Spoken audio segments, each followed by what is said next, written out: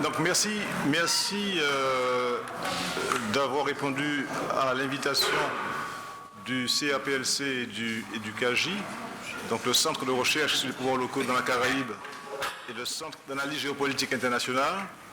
Avant de vous présenter l'organisation de ces 2 journées de colloques en Guadeloupe et en Martinique, nous allons dans l'ordre accueillir Monsieur le maire de Pointe-à-Pitre, Monsieur le représentant du conseil régional, le directeur de l'UFR de droit et d'économie, et ensuite donc je vous présenterai au nom du CAPLC du CAGI l'organisation de la journée. Alors à la suite après ces interventions, nous aurons une communication de Fred Constant, qui est conseiller à la coopération régionale en poste à l'ambassade de France à Saint-Lucie, c'est pas ça? Non, c'est pas grave, je rectifierai mon nom. Ok. Et donc, une intervention également de Justine Agnel dans la matinée. J'aurai l'occasion de vous préciser les changements qui ont eu lieu dans nos programmes. Donc, Monsieur le maire de Pointe-à-Pitre, Jacques Bangou, pour ouvrir notre colloque. Alors, avant de commencer, on précise que pour les traductions anglais-français, canal 1, je crois, c'est bien ça? Voilà. Donc, Jacques Bangou, maire de Pointe-à-Pitre, ville universitaire.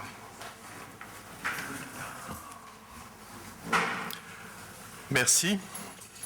Monsieur le représentant du Conseil général, elle n'est pas là, mais je crois qu'elle, je ne sais pas s'il va faire partie des débats, mais Madame la députée de la Guyane qui a été invitée, Monsieur le conseiller régional à l'ambassade de France de Sainte-Lucie, Monsieur le président du AG, Monsieur le directeur du CAGI, Monsieur le directeur du CRPLC, Monsieur le représentant de l'AEC, Mesdames, Messieurs les universitaires, Mesdames, Messieurs en vos grades et qualités.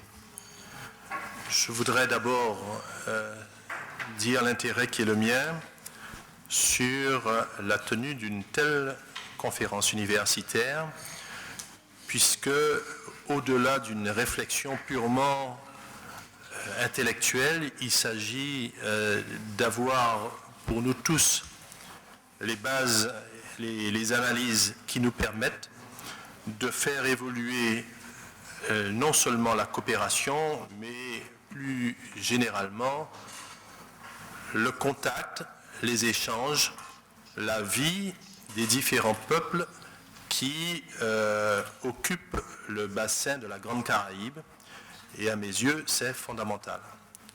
Donc, je remercie les auteurs et les directeurs de cette conférence, dont nous pouvons espérer un certain nombre de retombées.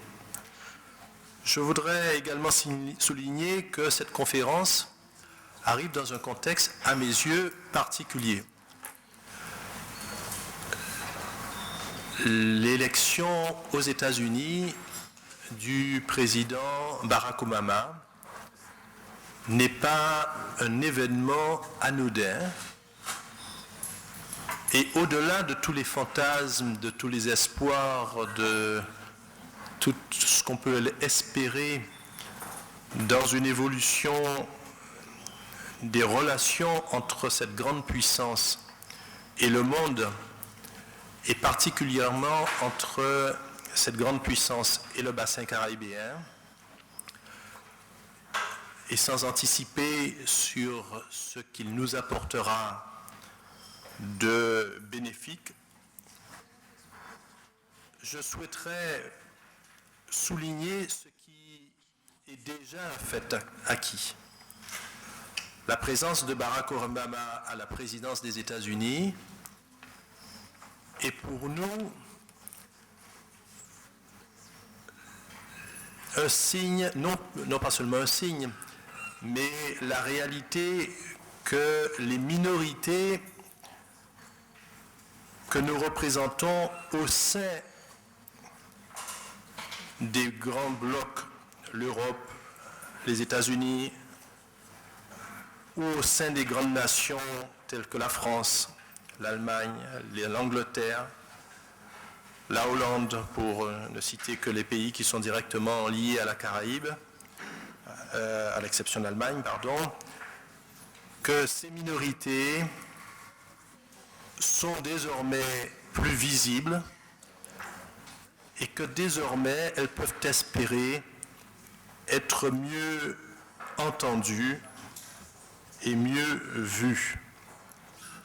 C'est dans ce contexte-là que votre colloque démarre et j'y vois personnellement d'excellente augure.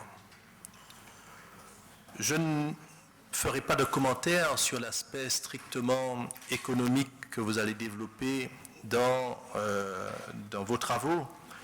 Je serai plutôt attentif aux résultats de ces travaux.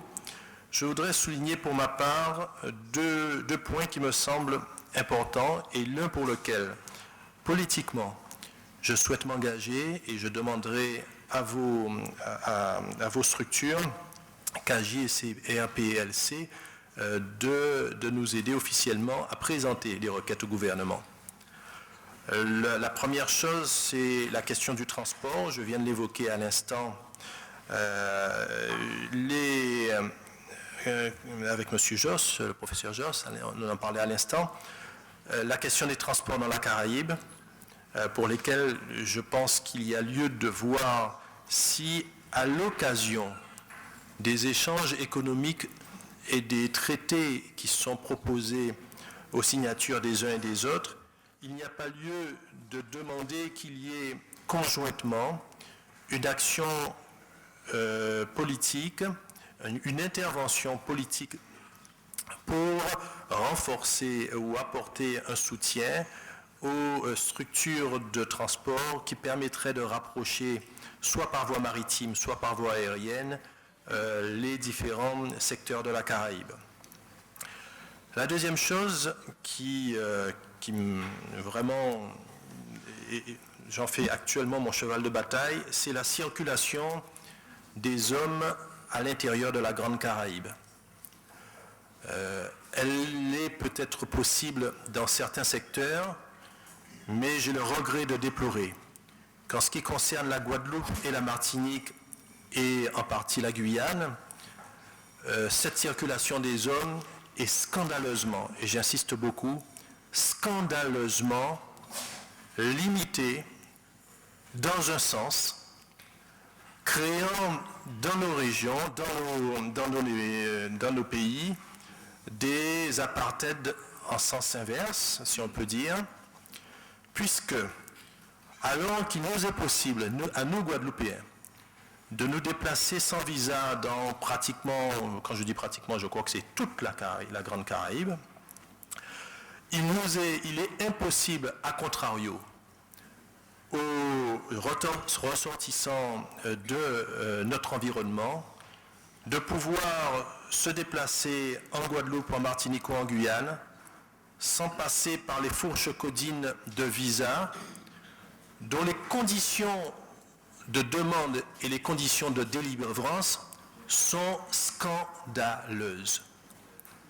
La situation qui prévaut aujourd'hui en Guadeloupe pour pouvoir faire venir des Caribéens dans notre pays est identique à ce qu'on pouvait imaginer derrière le rideau de fer il y a 20 ans ou 30 ans. Lorsque je veux organiser début décembre une réunion du CFPA, qui est le Caribbean Family Planning Affiliation, où participent différents membres de la Caraïbe, d'Antigua, du Guyana, de Saint-Vincent, de Sainte-Lucie, de Grenade, on demande à chacun d'entre eux de payer un billet d'avion pour aller à Sainte-Lucie, sans avoir à l'avance la certitude d'être reçu en temps et en heure, d'avoir à patienter, à se présenter, mais j'allais dire comme des écoliers dans une école, sans être sûr d'avoir la délivrance de ce visa. Que pour pouvoir obtenir ce visa, ils doivent faire valoir de garantie, encore qu'on peut se demander de quelle garantie il peut exister en 2011, en 2008 pour pouvoir laisser les uns les autres circuler.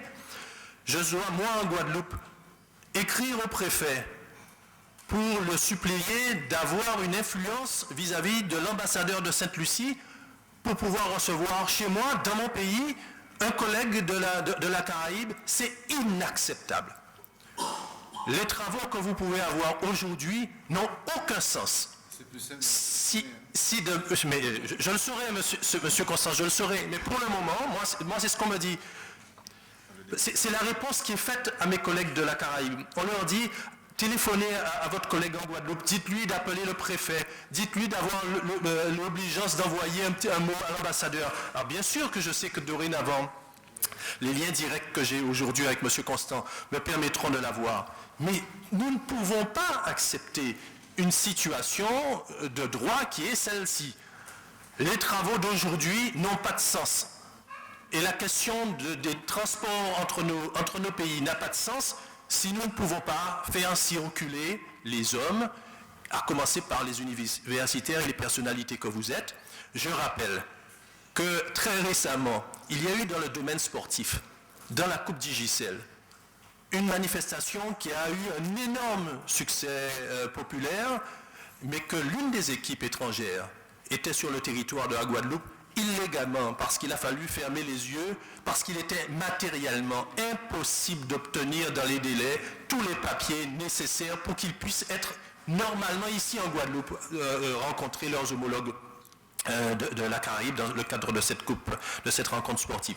Donc j'insiste beaucoup, je demanderai en tant que maire de Pointe-à-Pitre, et je demanderai à des élus, le président du conseil général, comme président du conseil régional et d'autres membres de collectivités, d'appuyer tant en Guadeloupe qu'en Martinique, avec mon collègue Serge Letchimy de Fort-de-France, d'appuyer auprès du CAGI et du CRPLC une demande de mémorandum pour que les conditions actuelles d'obtention de visa et de déplacement des hommes et des femmes puissent être analysées, et sur la base du travail que vous nous fournirez, que nous puissions intervenir auprès du président de la République pour que cette situation puisse changer. Voilà ce que je tenais à vous dire en introduction de cette réunion de travail, et que je vous souhaite la plus fructueuse possible. Merci beaucoup.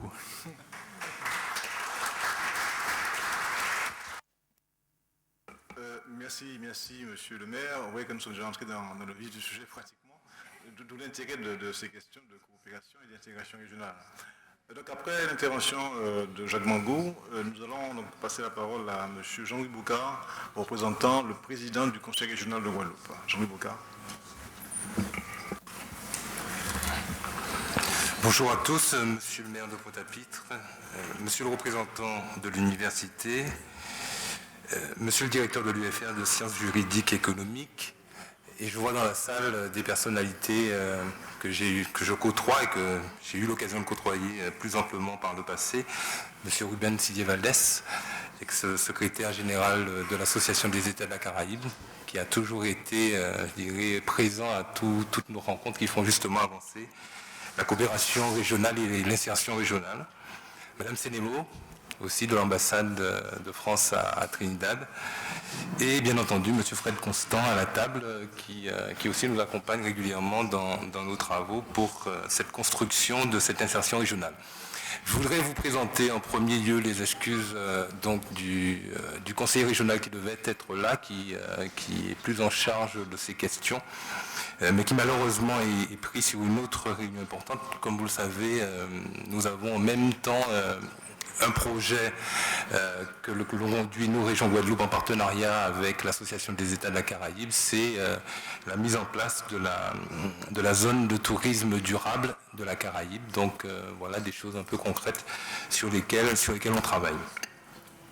Alors en tout premier lieu, je crois que le maire de Pointe-à-Pitre a bien posé la problématique de la coopération régionale et de ce qu'on appelle, nous, maintenant plus généralement, l'insertion régionale. Donc toute cette difficulté pour les régions européennes d'Amérique, c'est-à-dire la Guadeloupe, la Martinique, la Guyane, mais les deux nouvelles collectivités, Saint-Martin et Saint-Barthélemy, à s'insérer dans cet espace de la Caraïbe, cet espace qui aujourd'hui est fortement marqué par des processus de libéralisation des échanges qui refondent totalement, je dirais, notre rapport au reste de la Caraïbe. Alors nous étions, il y a quelques jours, la semaine dernière, on va dire, il y a 2 semaines maintenant, en Guyane pour la conférence des présidents des régions ultrapériphériques. Et c'est vrai que le thème principal de cette conférence qui a réuni les 7 régions ultrapériphériques, le thème principal a été le problème de l'insertion régionale. Question prégnante parce que nos régions ont cette particularité de conjuguer à la fois leur intégration à l'Union européenne, et je dirais leur nécessité à s'insérer dans le bassin géographique dans lequel elles sont. Les problématiques sont différentes que l'on se situe dans l'océan Indien, dans la Caraïbe ou encore au large des côtes africaines pour les régions ultrapériphériques espagnoles et portugaises.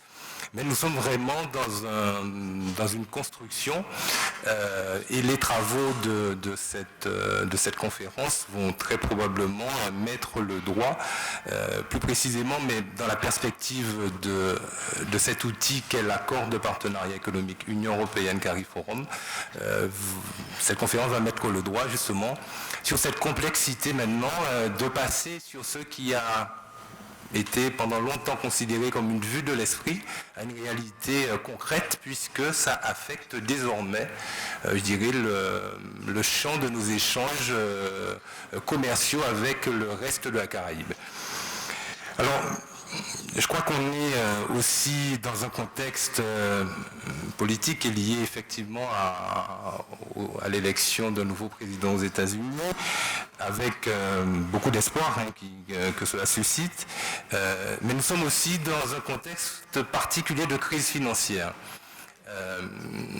Et là, la chose la plus évidente qui apparaît d'ores et déjà, c'est que, je dirais de manière un peu automatique, comme cela se produit régulièrement, ce sont les économies les plus fragiles, les plus petites, qui auront les répercussions les plus sévères de cette crise financière, dont les contours ne sont pas, au moment où on parle, tous connus.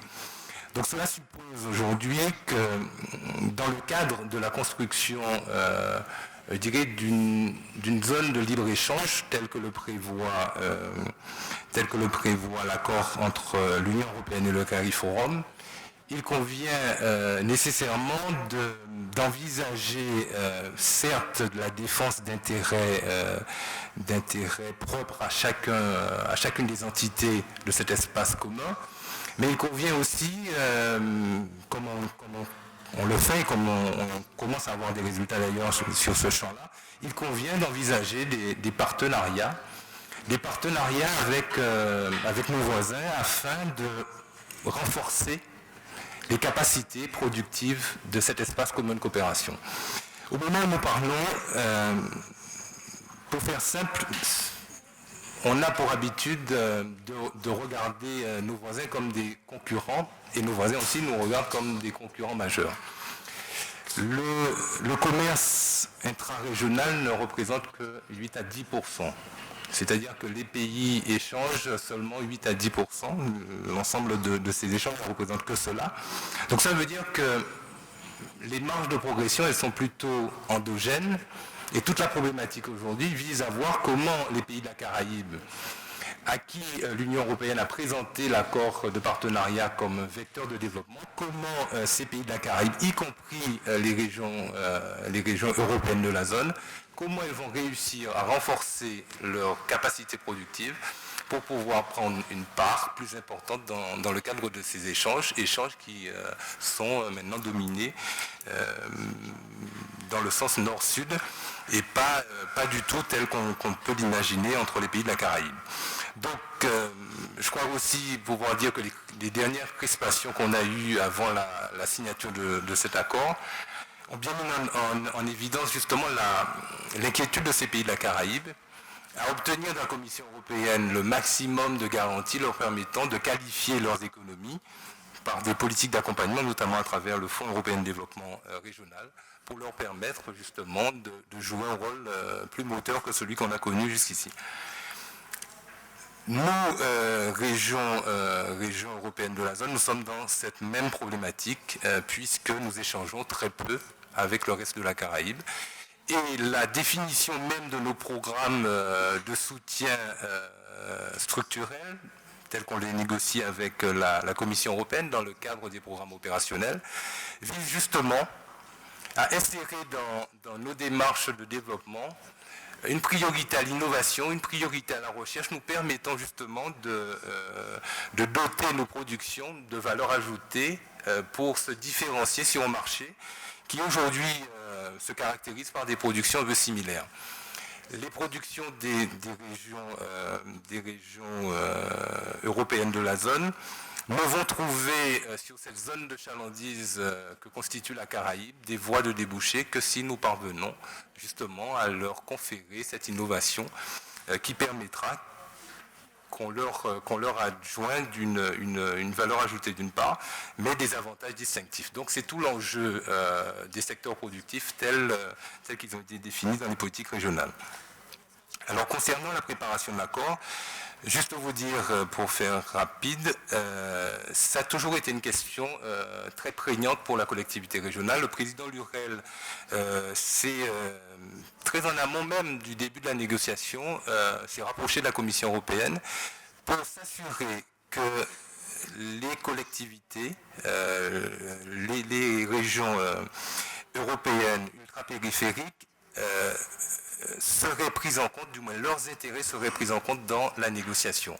Alors je dis ça parce que c'est vrai que l'accord de Cotonou prévoit effectivement que ces intérêts soient appréhendés dans le cadre de la négociation, mais ça a été un souci pour nous de veiller, puisque ni notre État membre, la France, ni l'Espagne, ni le Portugal, pour les autres régions ultrapériphériques, ne sont partie prenante de l'accord. Il faut savoir que cet accord a été négocié directement entre l'Union européenne et le CARIFORUM, et pour nous, il a été important pour le Conseil régional, pour le président Lurel, de faire savoir à la Commission qu'il fallait nécessairement aménager, en marge de ces négociations, des rendez-vous permettant aux acteurs politiques et économiques de nos régions de suivre pas à pas la négociation de cet accord. Et ça, on l'a fait pendant toute la négociation, puisque la Commission a accepté ce principe. Et régulièrement, on s'est réunis avec la Commission européenne pour faire valoir nos intérêts.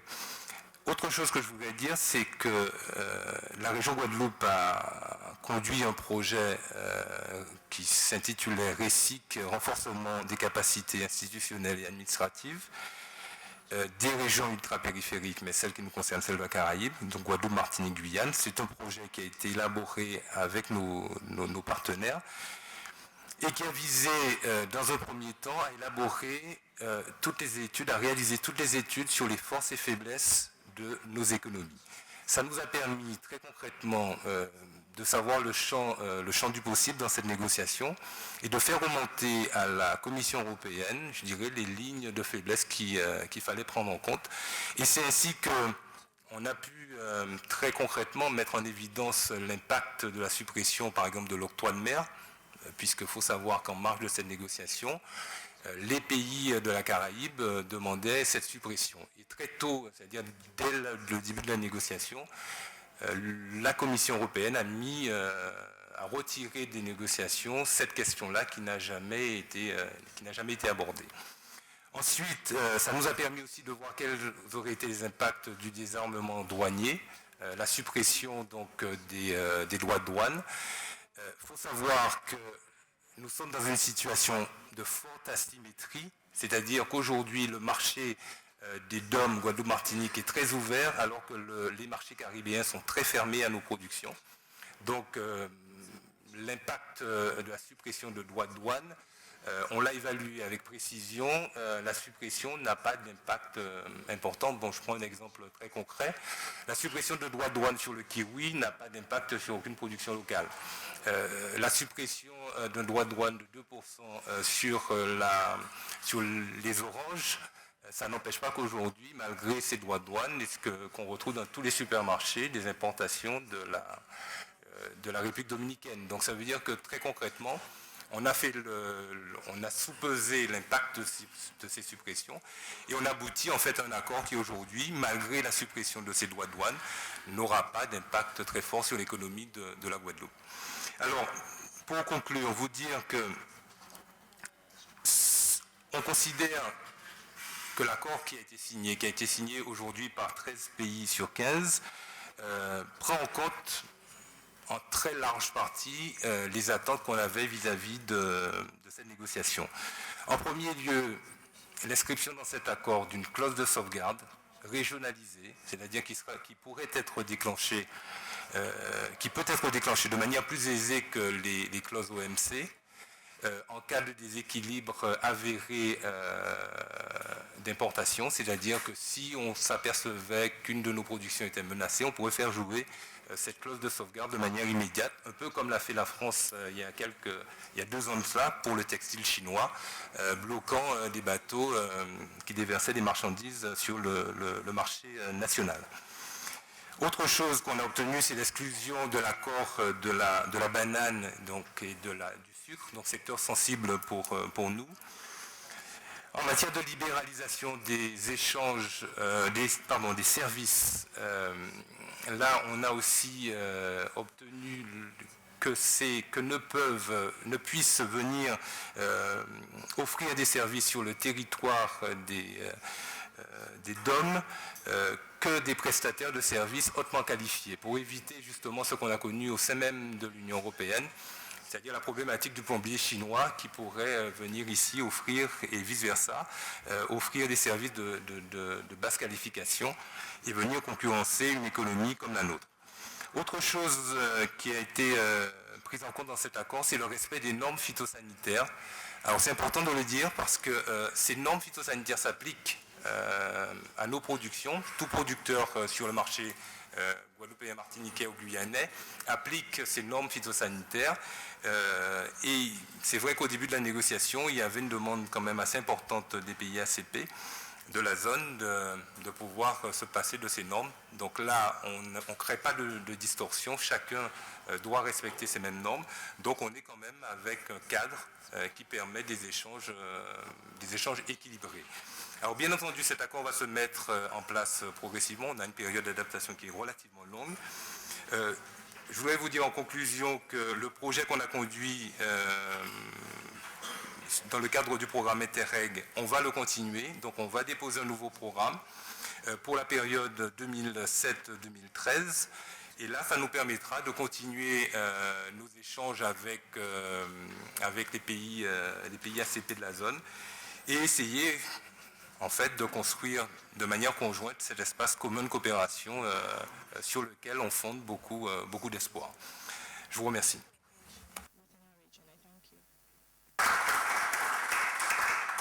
Merci Jean-Louis Boucard. Monsieur le directeur de l'UFR de droit et d'économie, Monsieur Christian Tagazine.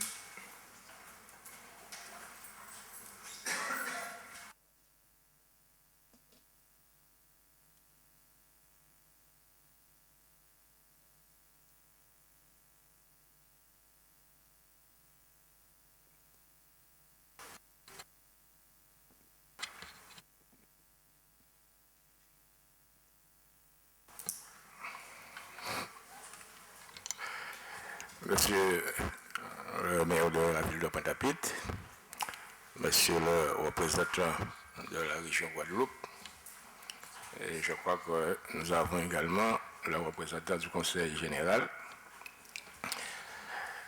monsieur et madame les invités, oui, d'accord.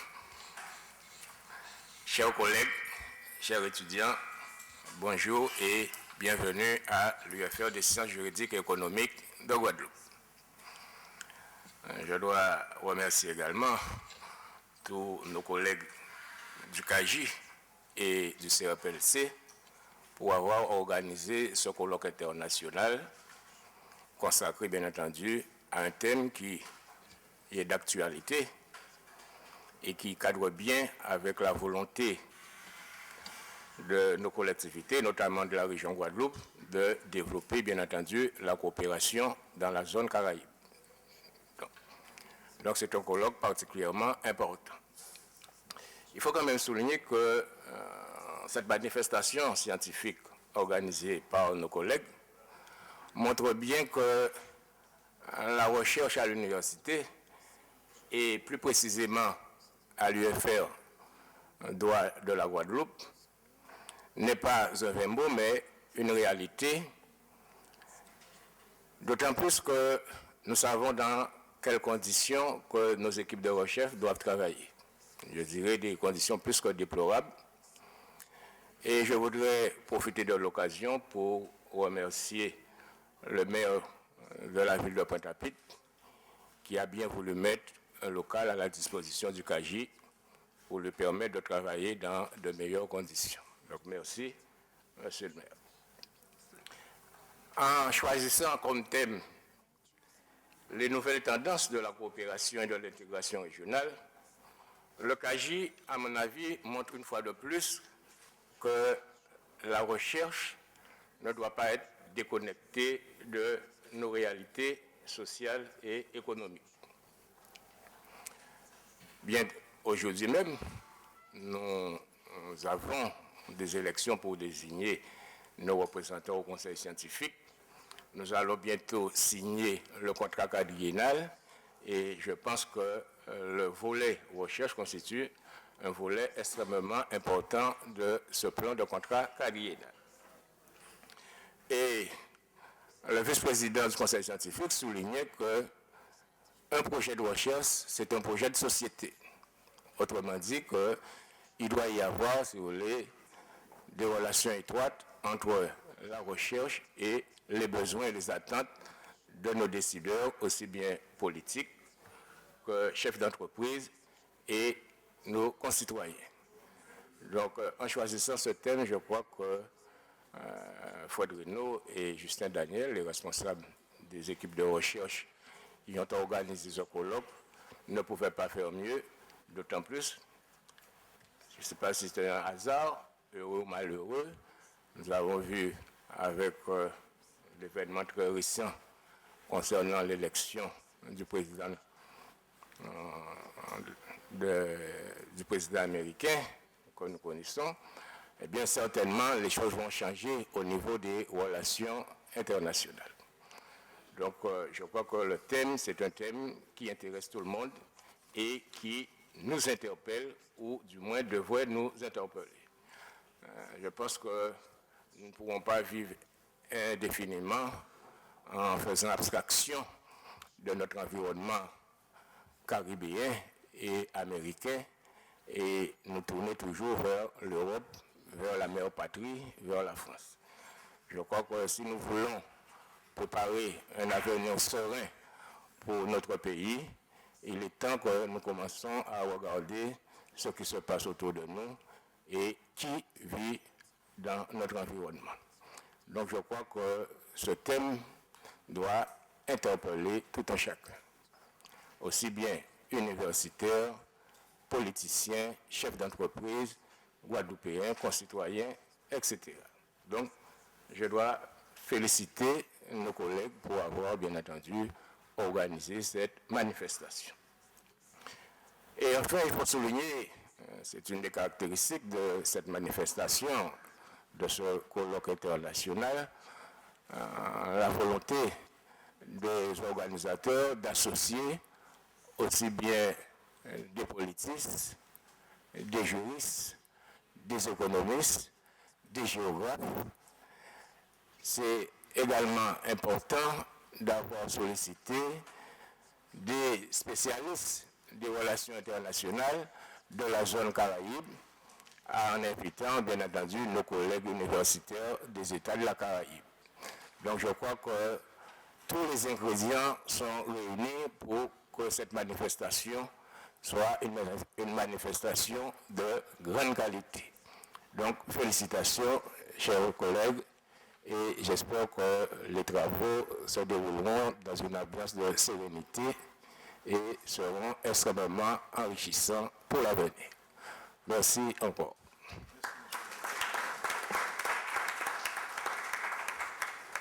Merci, monsieur le directeur. Alors, l'objectif de ce colloque pluridisciplinaire, comme vient de le signaler d'ailleurs Christian Tagezine, c'est de mettre en évidence les échanges dans la Grande Caraïbe, pour reprendre une expression chère à Ruben Sillier, et notamment de mettre en évidence les mutations qui s'opèrent dans la zone. Et parmi les changements que nous observons, il y a ceux qui touchent aussi la diplomatie française. Et c'est à ce titre que Anne Sénémo et Fred Constant, bon, qui est d'abord un collègue et qui interviendra, il le précisera à quel titre. Hein. Alors, nous avons souhaité que des représentants de la diplomatie française soient présents.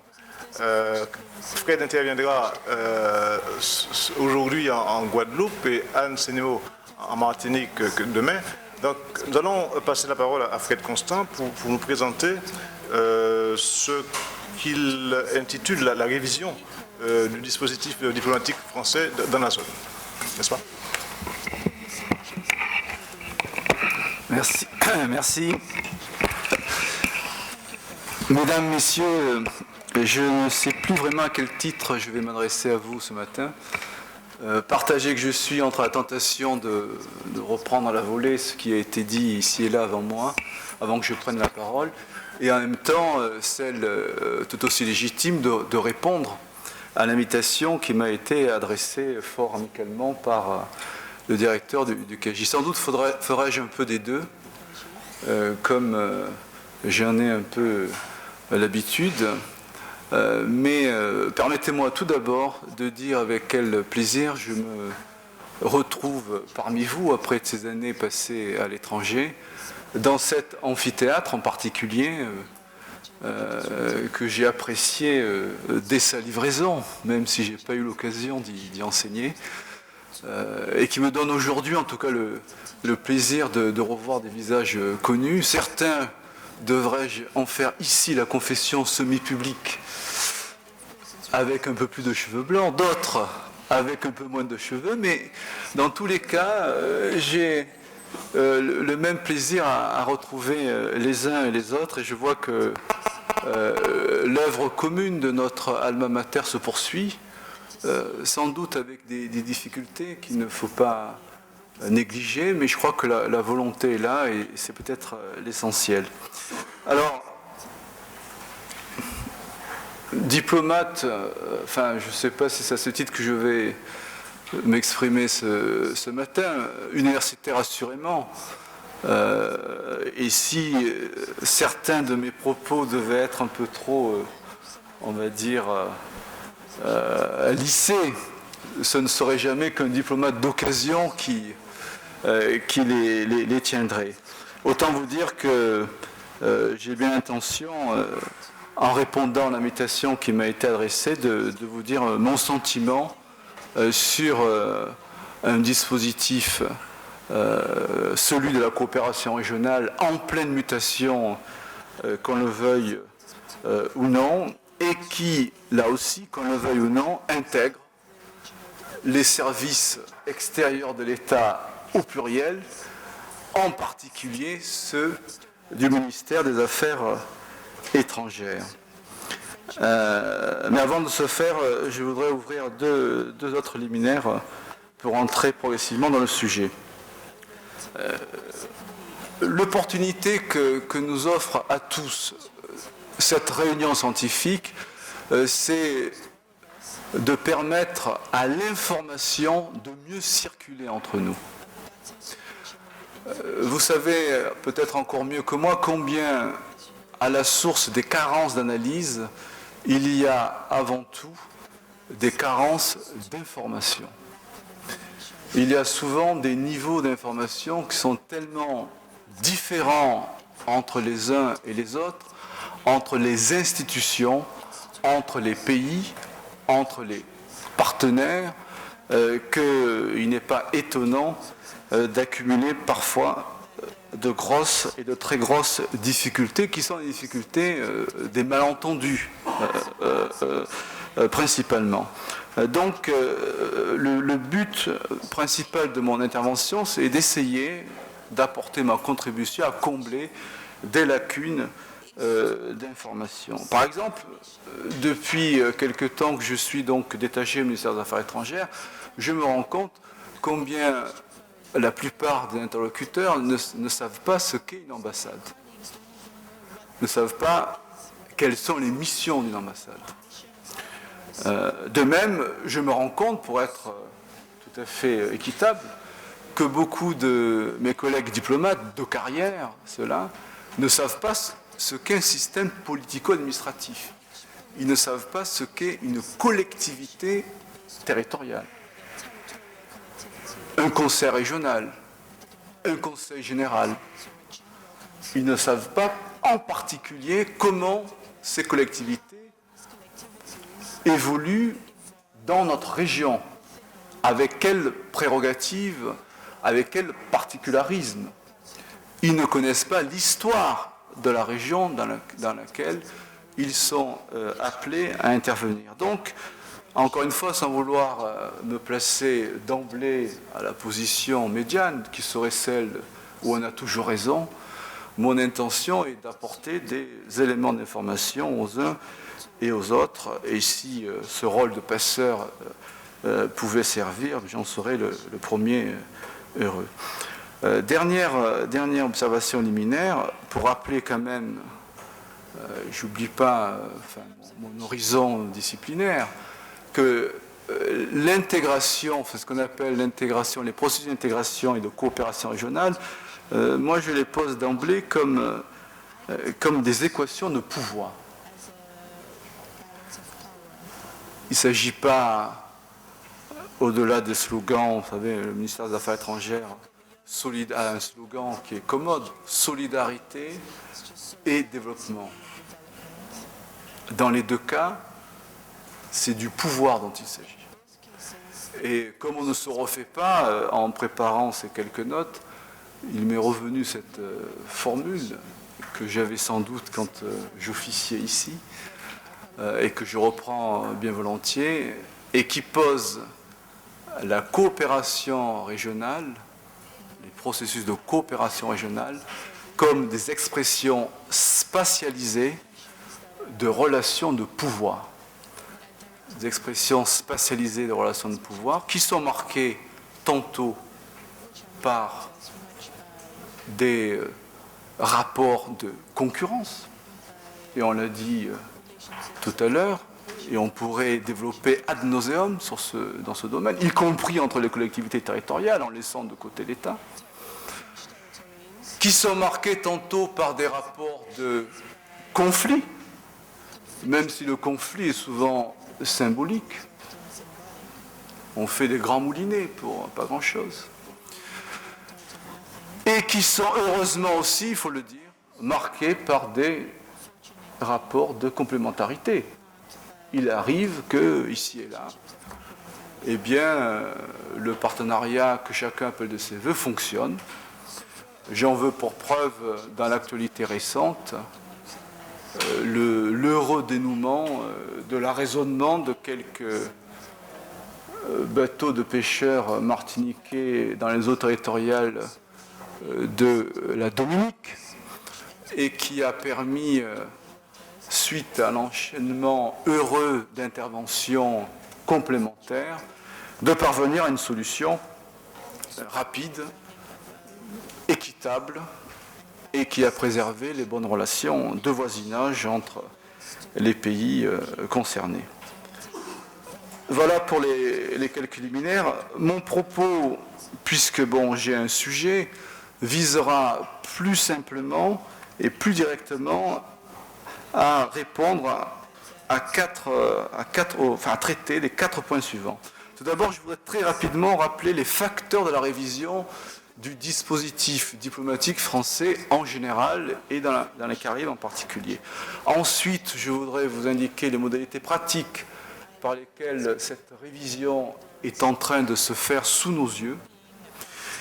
Et enfin, on essaiera de voir quelles sont les conséquences prévisibles de cette révision. Vous voyez, on ne se refait pas, on dirait un cours, je suis désolé, mais bon... Alors, les facteurs de la révision.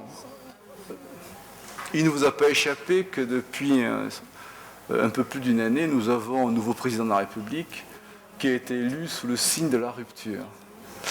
Et dès qu'il a pris ses fonctions, il a très rapidement nommé une commission, mis en place une commission, la commission du livre blanc sur la politique étrangère et européenne de la France. Et cette commission avait pour mission non pas tant de définir ce que devait être la politique étrangère de la France, ça c'est encore une fois le domaine du Parlement et de l'exécutif, mais devait réfléchir sur l'adéquation ou les conditions d'adaptation de notre appareil diplomatique aux nouveaux défis auxquels la France est confrontée. Dans un contexte où de nombreuses questions se posaient, tout d'abord celle de savoir comment projeter une image de la France plus offensive sur la scène internationale, ça c'était l'ambition première du président de la République. Deuxièmement, quelle place faire à l'Europe dans la définition de la politique étrangère de la France. Troisièmement, et pas des moindres, la France a-t-elle encore les moyens financiers d'une politique étrangère à visée planétaire, etc., etc. C'est ces grandes questions-là qui étaient au centre de l'exercice qui a été confié donc à Alain Juppé et à Louis Schelzer, qui ont coprésidé donc la commission du livre blanc. Rassurez-vous, je ne vais pas détailler outre mesure le rapport de cette commission, mais c'est pour vous donner le cadre de réflexion dans lequel s'inscrit le processus de révision du dispositif diplomatique français. Un exercice qui est inédit pour la diplomatie française, qui est, je vous le rappelle, le ministère le plus ancien de tous les ministères français, et qui pour la première fois obéissait, était soumis à un processus de réflexion externe.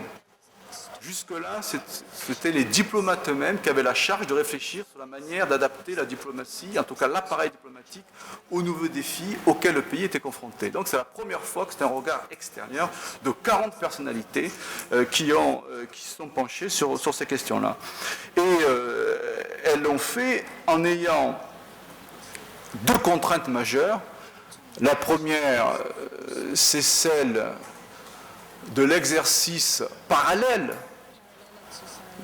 de la révision générale des politiques publiques, conduit par le ministère de l'économie et des finances, et l'autre, la date butoir de la mi-juin, où était appelé le premier conseil de modernisation des politiques publiques sous la présidence du chef de l'État, conseil décisionnaire chargé d'arrêter les dispositifs finaux susceptibles d'être mis en œuvre. Donc voilà pour le contexte. Alors la Commission a retenu 5 grandes priorités et on va voir ensuite comment elles vont se traduire dans notre région. Ces priorités sont les suivantes. Tout d'abord, la première priorité, la politique étrangère et européenne de la France doit répondre à un objectif de sécurité de la France et des Français. Objectif de sécurité. Deuxième objectif, celui de la consolidation de l'Union européenne. Troisième objectif, la projection des droits de l'homme dans le monde comme un vecteur de paix et de stabilisation géopolitique. Quatrième, parvenir à un équilibre entre mondialisation et libéralisation des échanges, et d'autre part, promotion et développement durable. Et enfin, dernier objectif, continuer à amplifier la promotion de la diversité culturelle, dont l'un des premiers versants à promouvoir est bien la diversité linguistique, c'est-à-dire la francophonie, du point de vue français. Voilà les cinq priorités dégagées par cette commission. Alors, sur cette base-là, le Conseil de modernisation des politiques publiques a dû trancher une grande question lancinante dans l'histoire de ces 25 dernières années de la diplomatie française. La France a-t-elle encore les moyens? Est-il encore nécessaire à la France d'entretenir un dispositif diplomatique réputé universel? Entre parenthèses, nous avons toujours le deuxième plus grand réseau diplomatique au monde, après celui des États-Unis, en termes d'extension et de couverture planétaire. Première question. Après beaucoup d'atermoiements et beaucoup de débats, le président de la République a décidé de ne pas remettre en cause le principe d'universalité du réseau diplomatique. Au moment où je vous parle, il y a plus de 150 ambassades de France dans le monde, sans compter les représentations diplomatiques, multilatérales, etc. Bon, pour l'instant, je ne commente pas, je vous donne les faits bruts. Mais ce qui a été décidé pour nuancer cette première orientation, c'est l'adaptation du format des ambassades, de la gamme de leurs missions, en fonction de la représentation que la France est en mesure de se faire de ses intérêts. Ce qui donne concrètement, depuis au moins 2 mois, lieu à un exercice tout à fait inédit au Quai d'Orsay, où l'on classe les 150 ambassades de France en 3 catégories. Ambassades polyvalentes, c'est-à-dire les ambassades royales, celles que tous les diplomates rêvent de diriger un jour. Ambassades à mission prioritaire, dites intermédiaires, et ambassades à mission simplifiée. Et au moment où je vous parle, le classement des ambassades n'est pas encore définitif. Vous imaginez pourquoi? Dès qu'il y a moins, je crois que nous sommes, Anne me corrigera, à la 15e liste qui circule, et dès qu'un pays bouge, tous les lobbies sortent des placards pour le remettre dans la bonne catégorie. Et nous ne savons toujours pas le contenu de chaque catégorie, c'est-à-dire les moyens en réalité. Est-ce que, sauf pour la première catégorie, les ambassades à mission, enfin polyvalentes, les ambassades polyvalentes, pardon, là, ce sont les ambassades de plein exercice, on va dire comme ça, telles que nous les connaissons avec tous les services. Mais pour les ambassades à mission prioritaire et les ambassades à mission simplifiée, on ne sait pas le contenu. Est-ce qu'elles conserveront, par exemple, une fonction consulaire? Le maire doit bondir. Est-ce qu'elles conserveront une mission de coopération, par exemple? Est-ce qu'elles conserveront une mission, on va dire, entre guillemets, de défense-sécurité, ce bloc de compétences-là, etc. Donc, il y a beaucoup de points d'interrogation.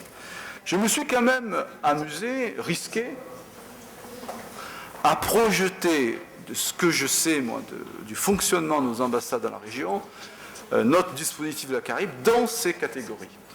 Et j'arrive au résultat suivant.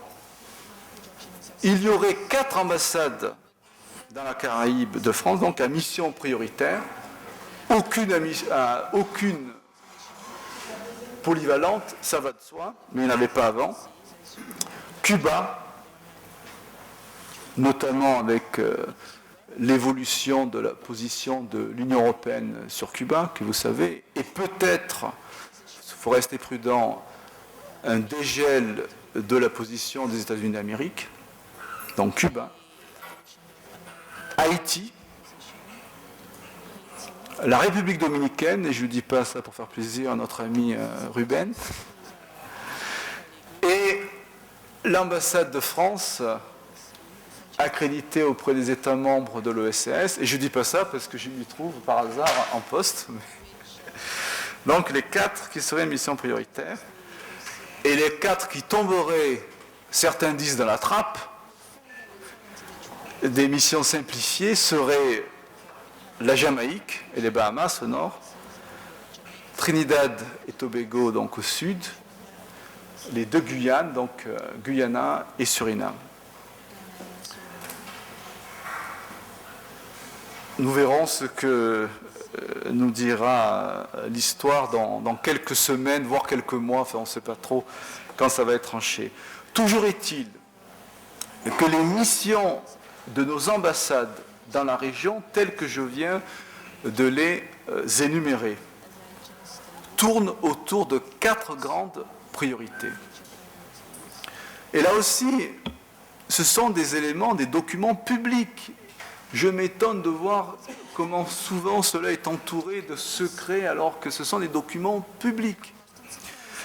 Première mission de nos ambassades, les 8 ambassades de France dans la Caraïbe, tenez-vous bien, notamment les élus représentants, c'est l'insertion régionale des DFA.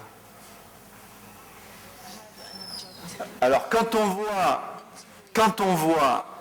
voit les malentendus ici et là qui circulent, il y a de quoi. Qu'on ne soit pas d'accord sur la manière de penser et de mettre en œuvre cette insertion régionale DFA, le débat est ouvert. Mais qu'on ne me dise pas que les ambassades de France, en tout cas celles que je pratique moi dans la région, et Anne est là aussi, elle peut le dire, elle c'est une diplomate de carrière, qu'on ne me dise pas que ce n'est pas la mission, c'est écrit noir sur blanc dans tous les documents publics. Après, il faut voir, et je viendrai aux aspects qui souvent posent problème, parce qu'il y a beaucoup encore une fois, d'ignorance de part et d'autre sur les mécanismes que l'on peut mobiliser pour précipiter des phénomènes, pour les accélérer, etc. Encore faut-il les connaître et surtout les maîtriser.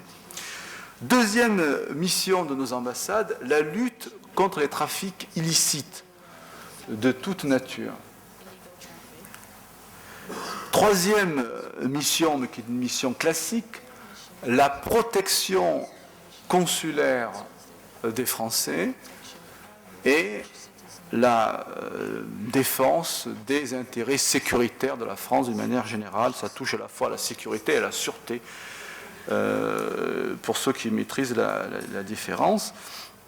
Enfin, il existe encore une mission qui est un reliquat, il faut le dire clairement, les choses sont comme elles sont, autour de tout ce qui tourne autour de tout ce qui concerne la solidarité et le développement.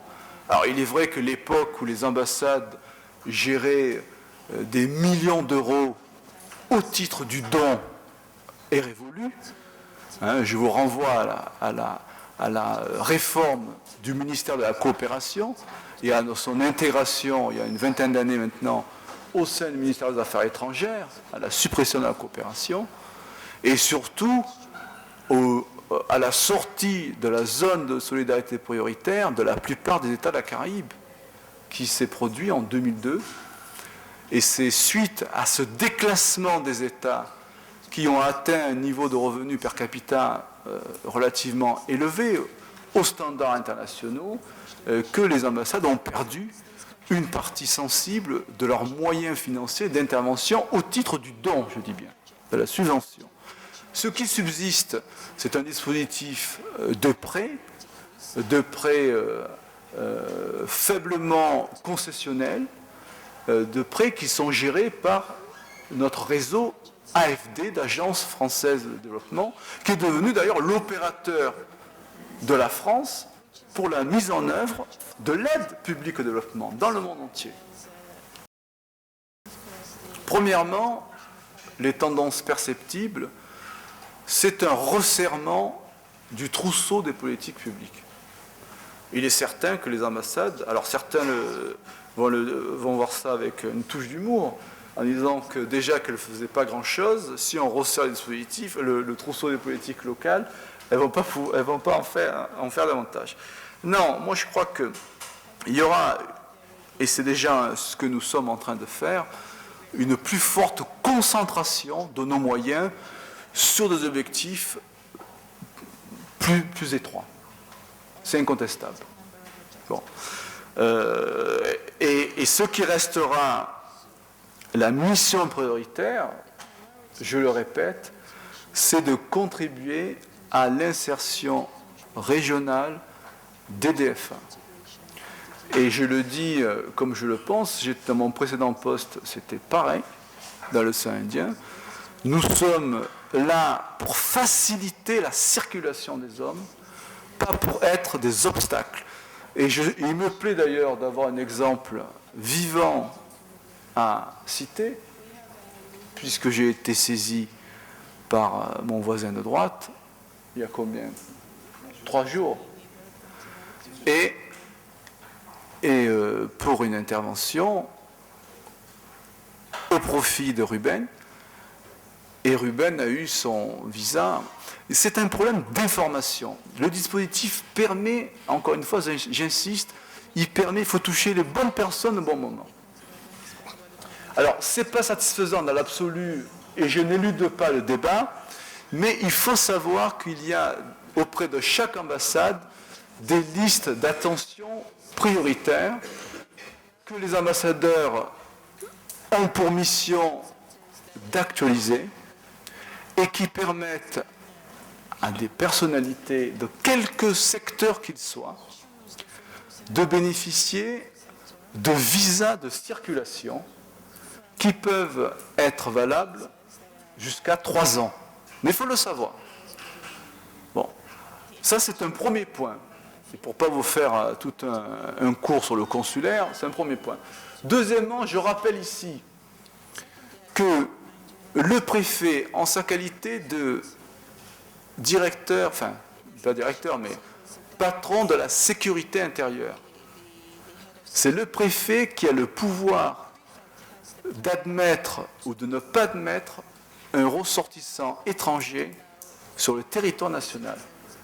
Et le paradoxe, autant que vous le sachiez, c'est un paradoxe qui en est un sans en être un, car ça n'est pas sur le plan du droit, c'est qu'un ressortissant étranger, prenons Ruben, qui arrive avec un visa en bonne et due forme, peut se voir refuser par le préfet l'accès au territoire national.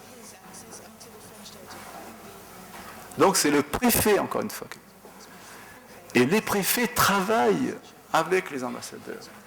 Moi, quand je suis sollicité, j'appelle le préfet de Martinique, son DIRCAB le plus souvent, puisque c'est le DIRCAB qui a la compétence pour ça, sous naturellement la supervision du préfet, celui de la Guadeloupe, les représentants dans les collectivités territoriales du Nord, etc. Le dispositif, il est là. Alors, ça peut ne pas être satisfaisant, mais je continue mon raisonnement parce que je peux être habilité, moi, à le faire, ce que ne peut pas faire aussi facilement Anne, que je prends à témoin. C'est que nos élus, encore une fois, ça fait des années que je dis ça, ne jouent pas leur rôle, ou le jouent de manière insuffisante. Pourquoi ? Parce que à quel niveau s'élabore la politique étrangère de la France ? À quel niveau elle s'élabore ? Dans un dialogue entre le Parlement et l'exécutif. S'il y avait un consensus autour des élus pour qu'il y ait des dispositifs d'allègement des contrôles et plutôt d'exemption en temps plein, des visas, c'est un peu compliqué parce qu'il y a des accords de réadmission, je ne vais pas entrer dans ce débat, ça m'emmènerait trop loin. Certains de ces dispositifs existent. Entre Sainte-Lucie et la Martinique, vous avez ces dispositifs. Jusqu'à un séjour égal à 15 jours, les Saint-Luciens sont dispensés de visa. Ça n'existe pas encore avec la Dominique. On pourrait le faire pour toutes les îles. Mais il faut qu'il y ait des volontés politiques unanimes pour ça. Et pour aller jusqu'au bout de ma pensée, quand vous avez des élus qui, dans ce type d'enceinte, ont tendance à vilipender la politique des visas telle qu'elle est mise en œuvre dans les postes diplomatiques, je vous le rappelle, ne sont là qu'appliquer le dispositif, qui n'est pas pensé par eux, ni voté par eux. Ils appliquent simplement. Avec plus ou moins à propos, je l'accorde, mais ils appliquent. Donc quand on voit des élus vilipender ce dispositif dans certaines enceintes, et les mêmes conduire des manifestations dénonçant les pseudo-conduites de tel ou tel ressortissant de tel ou tel pays de la région, le citoyen que je suis se pose des questions. Il faut tout mettre sur la table quand on discute. Voyez ? Et si ce n'est pas fait, ce n'est pas parce qu'il y a une volonté maligne de l'État français pour l'empêcher. C'est que les services qui s'occupent de ça au Quai d'Orsay, ils traitent de toute espèce d'accord dans le monde entier. S'il n'y a pas de pression politique pour qu'il y ait des dispositifs qui sont très lourds, c'est des dispositifs d'État à État. Même si c'est un État, un micro-État, c'est un dispositif d'État à État, ça prend des mois, ça doit être ratifié par le Parlement ensuite. Vous imaginez le droit du processus. S'il n'y a pas de pression politique, on va traiter un accord entre la France et l'Ukraine. Pas un accord de facilitation des relations entre la Guadeloupe et la Dominique. Voilà aussi une part de la réalité qui n'est pas tue. C'est pour ça que je remercie encore Fred de me donner cette possibilité de le dire aujourd'hui. Il y a trop d'ignorance de part et d'autre dans le mécanisme de fonctionnement. Je ne suis pas soudainement devenu acquis à la cause de l'État. Je garde mon pouvoir d'analyse. Mais parfois, il faut que les choses soient dites et qu'elles soient dites clairement. Bien, donc, resserrement du trousseau des politiques publiques. Alors, je disais que l'objectif reste l'intégration régionale des DFA. Et le rôle des ambassades en particulier, c'est un rôle ingrat. Moi, je le dis, c'est un rôle ingrat, parce que c'est un rôle de broker, de courtier. Nous sommes, dans le meilleur des cas, des gens chargés de mettre les porteurs de projets en relation. Ceux qui ont des projets dans la région, de les mettre ensemble. Notre job, c'est ça. Et je vous assure que ce n'est pas rien. On est là pour faciliter la circulation d'informations, faciliter la circulation des personnes, faciliter la circulation des biens. Notre job, c'est ça. Et dans la plupart des cas, on arrive à dénouer des situations qui sont passablement mal engagées. Deuxième conséquence prévisible de cette révision du dispositif diplomatique, et je sais que je suis trop long, c'est le renforcement du multilatéral. Ça, c'est patent, il est clair que nous avons des concours financiers qui passent de plus en plus par le multilatéral. Nous étions à 25% du Fed, nous sommes à 19,4% du Fed. Il est normal qu'au niveau bilatéral, nous fassions moins, mais nous travaillons de plus en plus en concert avec nos collègues des ambassades États membres de l'Union européenne. Affirmation, troisième conséquence, de l'AFD, je l'ai déjà dit, comme opérateur unique de l'aide publique au développement dans la région. Et nous travaillons vraiment, ça se passe très bien, en tout cas ici, avec les directeurs de l'AFD, qui sont nos partenaires et qui travaillent sous la direction des ambassadeurs.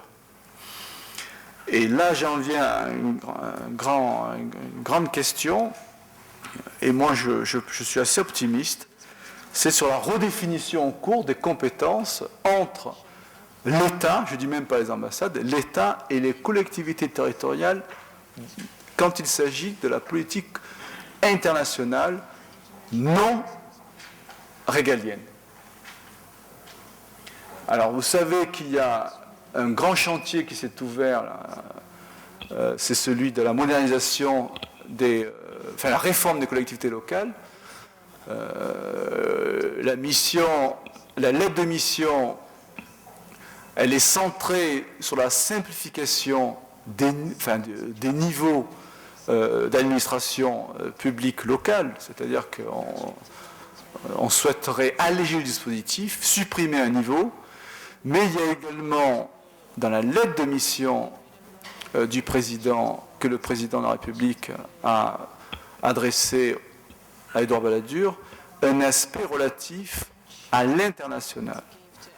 Et on ne sait pas ce qui va en sortir, mais là aussi, s'il y a un lobby des élus locaux suffisamment unanime et solidaire, enfin fort, moi je ne serais pas étonné que nous vivions d'autres avancées au profit des autorités locales en matière de coopération internationale, encore une fois, non régalienne. Sachez déjà que la fameuse LUM est sous-utilisée. Alors, pas toujours du fait des élus locaux, parfois franchement du fait de l'État, mais elle reste sous-utilisée. Moi, je viens d'une région où le président du conseil régional, Vergès, a eu je ne sais plus combien de délégations, de mandats de délégation pour représenter le chef de l'État à la commission de l'océan Indien. Et il a fait remarquablement sans la présence des ambassadeurs de zone. Il y a des explications, je ne peux pas tout dire au micro. Je sais pourquoi l'expérience est moins souvent tentée ici, dans cette partie du monde. Je le sais. Bon. Mais c'est faisable. C'est faisable.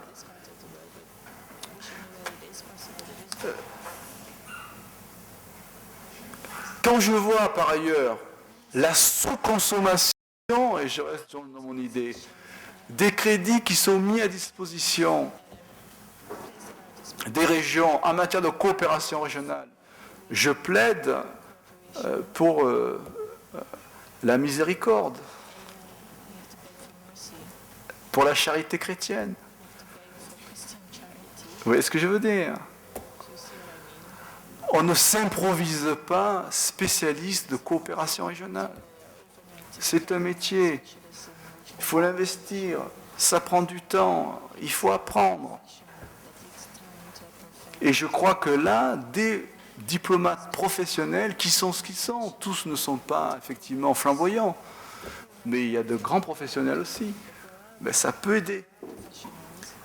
Et on gagnerait peut-être tous à davantage travailler les uns avec les autres plutôt que les uns contre les autres. Et c'est, puisque j'ai malheureusement plus de temps, j'avais bien autre chose à dire, sur cette pensée chargée d'espoir que je vais arrêter mon véritable plaidoyer, dont je vous demande de bien vouloir excuser les accents les plus vibrants, mais quand je fais quelque chose, que ce soit d'ailleurs dans le monde universitaire ou dans les différentes fonctions que j'ai pu avoir au cours de mes nombreux détachements, j'essaie de le faire bien et à fond. Et si, encore une fois, je pouvais aider à débloquer ce qui mérite de l'être, je le ferai avec vraiment foi, parce qu'il y a trop d'incompréhension quand je vois que entre la Dominique et la Guadeloupe, eh bien, il y a si peu d'interconnexion, quand je vois qu'entre Sainte-Lucie et la Martinique, on dirait que l'histoire marche à rebours, au sens où à l'époque coloniale, il y avait peut-être plus de relations encore que de nos jours. Je dis, c'est ahurissant. C'est ahurissant. Et la méconnaissance, elle est mutuelle. Alors, quand on me parle de la Grande Caraïbe, je dis pourquoi pas, mais commençons avec les voisins dans l'immédiat. Voilà. Merci. Alors,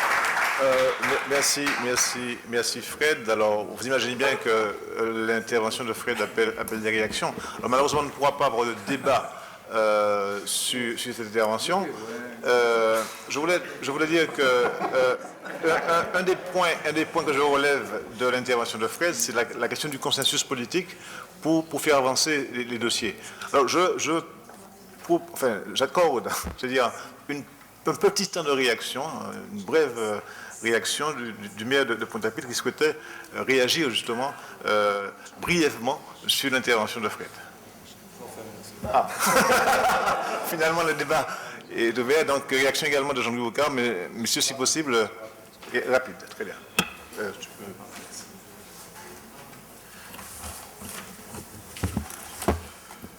Merci, Monsieur le Président. Et je m'excuse effectivement de rompre un peu le protocole et de me permettre de rentrer dans le débat au-delà de la mission qui m'était confiée d'introduire vos travaux de manière très protocolaire tout à l'heure. Mais vous ne pouvez pas ne pas imaginer que j'ai été très sensibilisé à l'intervention qui vient d'être faite, d'autant que j'avais polarisé ma réflexion justement sur l'aspect qui m'a paru le plus contraignant et le plus blessant dans les relations avec le monde qui nous environne et qui est celui de la circulation des hommes. Je crois que un des aspects importants qui a été développé à l'instant consiste à dire il y a une méconnaissance du dispositif existant et nous pourrions mieux le faire marcher si nous en avions une meilleure connaissance. Ce n'est pas la problématique que je pose. La problématique que je pose, c'est que ce dispositif en lui-même n'est pas concevable au XXIe siècle et ce dispositif en lui-même, il s'inscrit dans une vision qui relève des siècles oubliés. On est au XVe siècle, on est sous Colbert, l'idée que la coopération, l'idée que les échanges entre la Guadeloupe et son environnement sont subordonnés à la bonne connaissance de la liste des bonnes et des mauvaises personnes qui peuvent circuler dans la Caraïbe, ce n'est pas acceptable. Je fais remarquer qu'on nous oppose ce dispositif. Quand les peuples européens, à commencer par la France, a commencé par dire que voilà, entre un Italien qui peut rentrer en France et sortir, l'Europe a créé l'espace de Schengen, et nous en sommes ici en Guadeloupe à ce qu'il y ait une liste de persona non grata et autorisés, et qu'on me dise que l'amélioration du système serait que je fasse activer les bonnes personnes qui fassent fonctionner cela. Politiquement, je dis que mon approche de ce dispositif est de dire le dispositif en lui-même, je ne l'accepte pas. Et par contre, je suis tout à fait d'accord avec ce qui a été dit, il s'agit de créer un consensus politique et créer un consensus auprès des populations pour pouvoir bouleverser ce dispositif. La vraie situation actuelle, c'est que nous sommes dans un système d'enfermement et de non-circulation des personnes, et un système d'apartheid, mais ce sont nos populations qui sont dans la position du blanc d'Afrique du Sud, et ce sont les populations caribéennes qui sont dans la position des Noirs qui n'avaient pas les mêmes droits. C'est-à-dire que nous, on est dans une situation privilégiée où le Guadeloupéen, il se soucie peu de savoir si la circulation se fait bien, parce que lui, il peut aller passer ses vacances à Aruba, aller se déplacer à la Dominique, ou aller à la Jamaïque, chaque fois qu'il y a une promotion pour aller faire des vacances, et qu'il ne se pose pas la question. Mais il ne réfléchit pas, il n'est pas dans des conditions où il lui apparaît que cette situation-là, sans s'en rendre compte, l'enferme dans son propre pays. Et c'est ce que je dis, le dispositif, à mes yeux, c'est un avis qui est, pour le moment, n'est que personnel, mais j'espère bien avoir bientôt un consensus autour de cette question. Ce dispositif n'est pas acceptable. Quant à la parenthèse qui a été ouverte, et c'est le deuxième point que je voudrais ouvrir, la parenthèse qui a été ouverte sur la possibilité de faire évoluer par le haut du fait du prince la situation juridique, administrative, politique, statutaire par le regroupement des compétences, elle me fait sourire.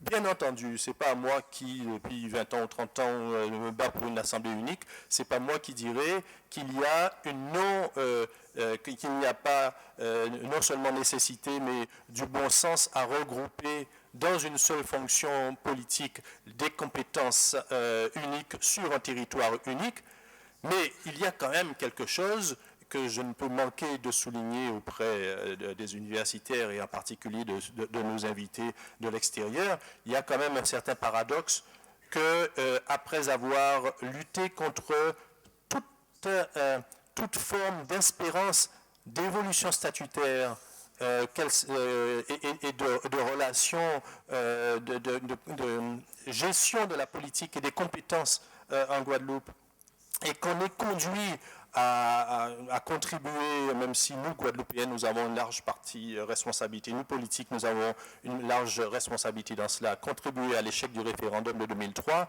qu'on nous dise, qu'on nous annonce comme quelque chose de quasiment obligé, que par décision du chef de l'État, on aille vers une position statutaire avec une assemblée unique.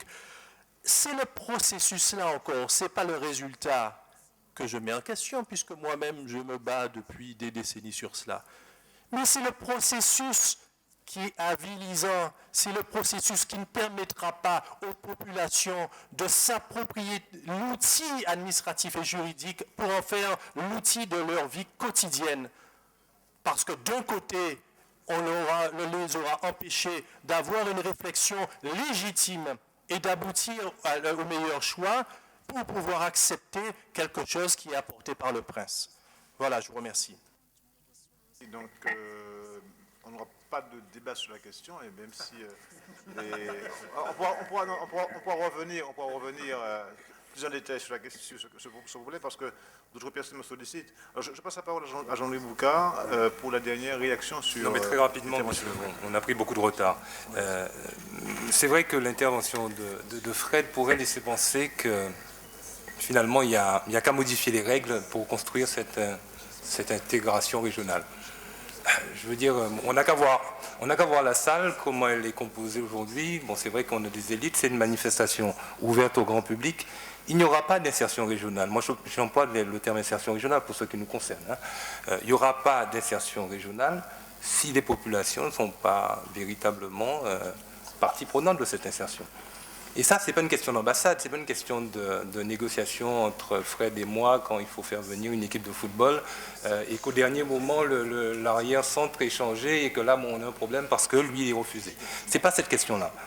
On est vraiment, et ça, je crois qu'il ne faut pas faire l'économie de ce débat, on est sur une question qui est à long terme et qu'il faut embrasser, mais pleinement, parce que la construction de l'Union européenne, qui est le modèle le plus abouti, il ne s'est pas fait en très peu d'années. Alors imaginez déjà la difficulté entre les États de la Caraïbe, qui parlent la même langue, qui sont dans le même espace culturel. Cette difficulté qu'on a vue, notamment dans le cadre de la négociation de l'accord de partenariat ou encore le CSME. Aujourd'hui, nous, toujours tournés vers d'autres aires culturelles, intégrés dans un processus européen, et devant manipuler ces deux concepts, il faut qu'on ait le courage ici de reconnaître que nous ne sommes pas dans une histoire d'outils. C'est pas ça. Sinon, oui, non, bien sûr, mais je crois qu'il faut bien prendre conscience que là, bon, regardons l'horizon, il est peut-être lointain et que ça va demander la mobilisation sur du très long terme avec la conjonction de tous les efforts. Merci Jean-Louis. Alors, avant de continuer, je dois d'abord remercier tous les intervenants de cette première partie de la matinée, mais signaler également qu'il faut parler plus lentement. Pour la traduction, il paraît qu'il faut qu'on soit plus lent pour permettre la traduction. C'est bien ça, hein? Bon. Donc, nous avons peut-être un petit peu de retard, mais je crois que c'était important de parler de ces questions. Je vous ai signalé que ce colloque se déroule sur 2 journées et que la première journée est pour l'essentiel consacrée à l'accord de partenariat économique entre l'Union européenne et le CARIFORUM. Alors, nous allons de manière exceptionnelle, parce que nous avions prévu un programme différent, mais il y a eu des changements que je signalais encore tout à l'heure. Mais nous avons parmi nous le directeur de l'UFR de droit d'économie de la Martinique qui va intervenir sur une thématique précise sur les nouvelles dynamiques de regroupement politique latino-américain, parce qu'il doit nous quitter, il doit rentrer en Martinique en début d'après-midi. Donc exceptionnellement, il interviendra dans la matinée pour pouvoir rentrer en Martinique cet après-midi. Donc Justin Daniel, directeur de l'UFR de l'économie de la Martinique, professeur de sciences politiques. Du coup, il va se retrouver tous. Mais je reviens, je vais.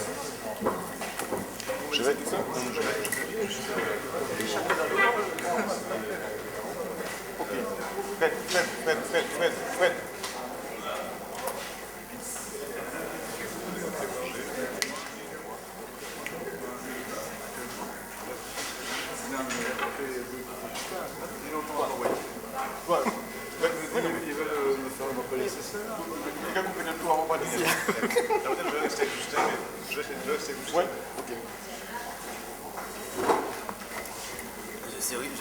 Non, je vais rien t'apprendre de toute façon. Non, ça fait 20 ans que j'entends ça. Alors.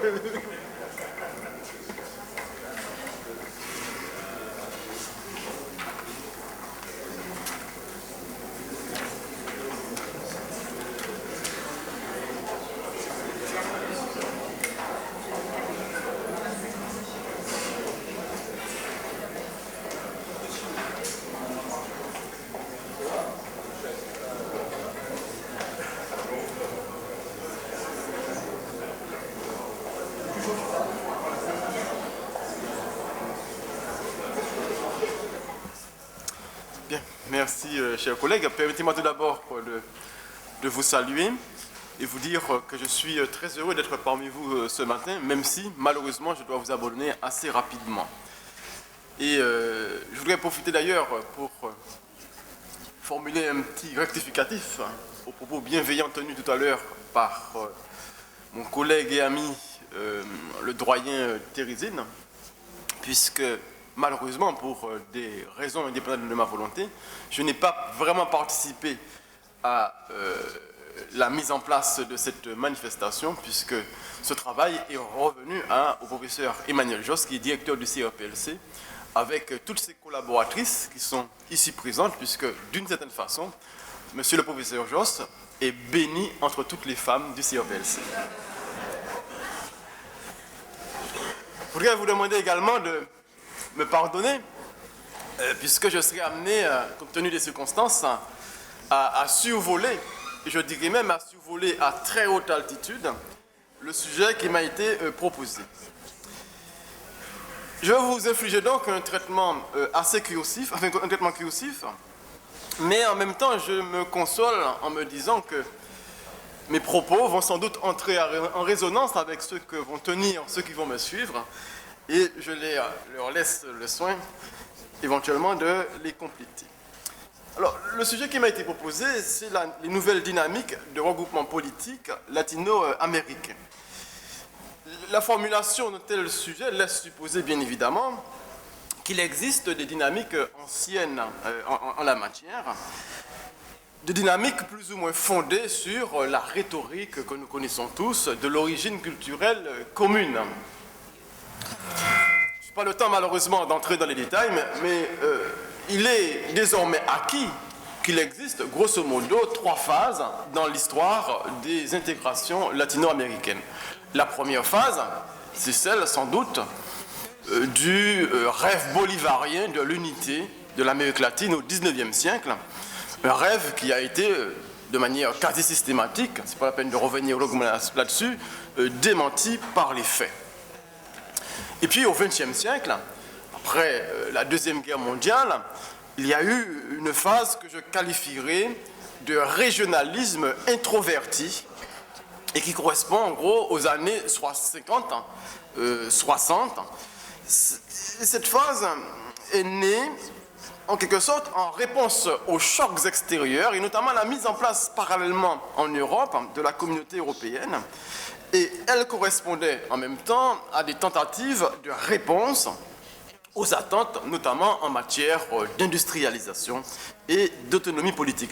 Et cette phase était placée, en quelque sorte, sous l'autorité idéologique de la Commission économique pour l'Amérique latine, la CEPAL. Mais là aussi, les réalisations ne seront pas à la hauteur des espérances, puisque ces réalisations vont se heurter au nationalisme économique développé par certains régimes politiques, avec tout de même un élément important qu'il convient de signaler ici, c'est la création en 1969 du pacte andin, selon là une logique purement politique, et qui a été sans doute l'expérience en matière d'intégration la plus poussée à l'époque. Mais enfin, d'autres facteurs vont jouer en sens contraire, notamment les tensions et les conflits politiques intra-étatiques. Je n'ai pas le temps de rappeler ici ce qui s'est passé en 1973 au Chili, nous le savons tous, pour ne prendre que cet exemple. Et puis, la troisième phase, celle que nous avons abordée depuis les années 80, que je qualifierais de régionalisme ouvert. C'est-à-dire qu'après la mise en sommeil, en quelque sorte, des tentatives des années 50-60, eh bien, de nouveaux projets vont émerger avec le groupe Contadora, puis le groupe de Rio notamment, puis la multiplication des accords régionaux dans les zones en Amérique centrale et bien sûr dans le cône sud. Tout ça pour vous dire que ces trois vagues nous montrent bien que l'histoire du régionalisme en Amérique latine est indissociable de l'histoire du continent. Et à chaque phase, il apparaît assez clairement que ce régionalisme est une forme de réponse circonstanciée à deux enjeux récurrents qui avaient déjà été isolés à son époque par Simon Bolivar, la stabilité interne des gouvernements et la vulnérabilité extérieure. De ce point de vue-là, on s'aperçoit que la première phase, dont j'ai parlé tout à l'heure, s'intéresse fort peu à l'intégration économique et commerciale, elle était surtout politique et sécuritaire. La deuxième phase, elle, avait mis l'accent sur la dimension économique, mais c'était des intégrations, je dirais, surtout autocentrées, défensives, et qui reposaient sur le pluralisme des régimes politiques. La phase actuelle que nous connaissons, c'est une phase, c'est le nouveau régionalisme, que j'appelle le nouveau régionalisme, se veut justement en phase avec l'économie globale. Ce nouveau régionalisme se veut plus offensif, il se veut également le garant d'une homogénéisation démocratique et surtout il se veut multidimensionnel. Je vais donc insister plus particulièrement sur cette dernière vague en montrant tout d'abord qu'elle procède d'un nouveau référentiel qui a été construit dans les années 80 et je vais également procéder à une rapide évaluation des forces et des faiblesses de ce nouveau régionalisme à partir de deux expériences, j'ai ciblé parmi beaucoup d'autres, celle d'une part du Mercosur et celle d'autre part de la communauté andine des nations, la CAN. Et vous avez bien compris à travers mes propos que je ne vais pas tant traiter des nouvelles dynamiques de regroupement politique latino-américain, ce qui m'aurait conduit d'une certaine façon à vous présenter des coquilles vides, que de la dimension politique de ce nouveau régionalisme. D'abord donc, premier point, l'émergence de ce nouveau référentiel. Le terme référentiel, je l'emprunte bien sûr à mes collègues politistes, spécialistes des politiques publiques, et j'entends par là une image cognitive, par référentiel, une image cognitive qui structure les opinions, qui structure les attitudes et qui structure les solutions également que l'on entend apporter face à certains enjeux. Et s'agissant du régionalisme, on peut dire qu'on assiste à partir des années 80, avec peut-être une accélération dans les années 90, on assiste à un changement de paradigme. Et ce changement de paradigme se fait grâce, je dirais, à la mobilisation de coalitions d'acteurs économiques, sociaux, culturels, qui vont donc impulser ce changement. Et au terme de ce changement, on va s'apercevoir que l'Amérique latine, qui subissait à l'époque de l'accélération même de la mondialisation, le risque d'une certaine marginalisation, l'Amérique latine va se retrouver pleinement intégrée à l'économie mondiale, et c'est un processus qui aujourd'hui n'est guère contesté. Et je dirais n'est même pas contesté par cette vague, si l'on ose dire, hein, de partis politiques de gauche qui sont arrivés au pouvoir il y a quelques années. Ils ne remettent pas en cause ces principes essentiels. Donc, il y a là des éléments qui ont joué, et j'en ai distingué donc essentiellement deux. Un policy network, c'est-à-dire un réseau de politiques publiques qui a coïncidé, la mise en place donc d'un réseau de politiques publiques qui a coïncidé avec un changement générationnel et professionnel au sein même des acteurs publics qui étaient chargés donc de penser qui se sont donnés en tout cas pour mission de penser ce nouveau régionalisme. Et puis l'autre élément que j'ai déjà cité, c'est bien évidemment le contexte qui a fait que l'Amérique latine a été obligée de répondre à ce risque de marginalisation qui la menaçait. De cela résulte bien évidemment ce que nous savons tous ici, ce tournant libéral qui a été pris au cours des années 80. Et de ce tournant libéral ce tournant libéral découle autant de l'épuisement du modèle de développement qui jusqu'alors était à l'œuvre, qui était mis en place dans les années 40, que des choix politiques qui ont été favorisés par la constitution de ce réseau de politique publique dont je parlais tout à l'heure. Le résultat, c'est bien évidemment la transformation du modèle d'insertion économique de la région dans le monde. Et cela se fait notamment avec la mise en place d'une forme de conditionnalité qui va subordonner l'attribution des aides à la réalisation d'un certain nombre de réformes. Bon, je n'ai pas le temps d'entrer dans tous les détails, mais simplement je voudrais vous dire que la mise en place du Mercosur et de la CAN, qui va prendre la succession du pacte andin, comme chacun sait, s'inscrivent très clairement dans cette perspective. J'ajoute également que la crise du système financier, qui, à partir de 1998 en Amérique latine, a également servi d'accélérateur de ce point de vue-là. Donc tout ça se traduit par une modification à l'échelle du sous-continent latino-américain du référentiel de politique économique et commerciale qui jusqu'alors était mis en place. Alors, cela donne naissance à un nouveau régionalisme. Je vous présente très rapidement les caractéristiques de ce nouveau régionalisme.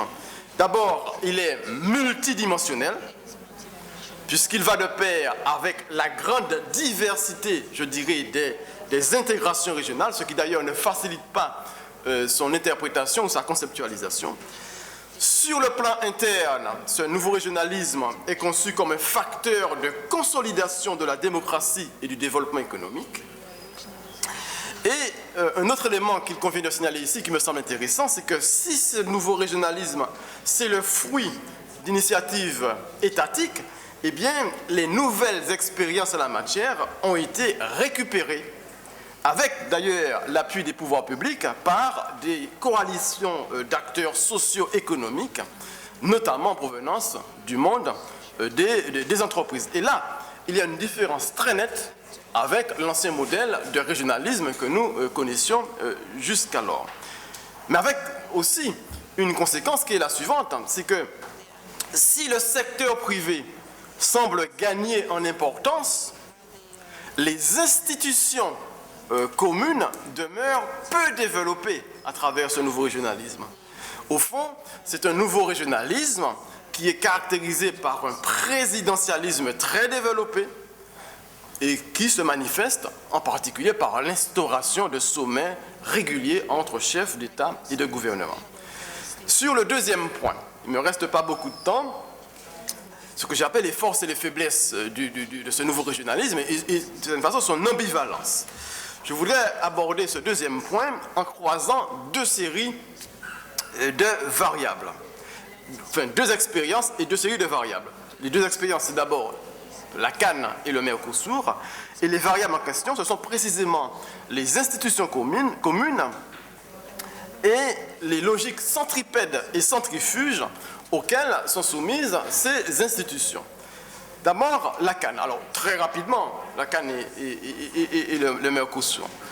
Comme je l'ai indiqué tout à l'heure, la CAN, donc la communauté andine des nations, c'est sans doute l'expérience la plus aboutie du point de vue institutionnel. Il y a même certaines institutions qui ont une dimension supranationale pour la CAN. Bon, je n'ai pas le temps d'entrer dans les détails, simplement je voudrais vous dire ici que cette expérience en même temps a conduit à des résultats pour le moins mitigés en dépit de ce développement des capacités institutionnelles.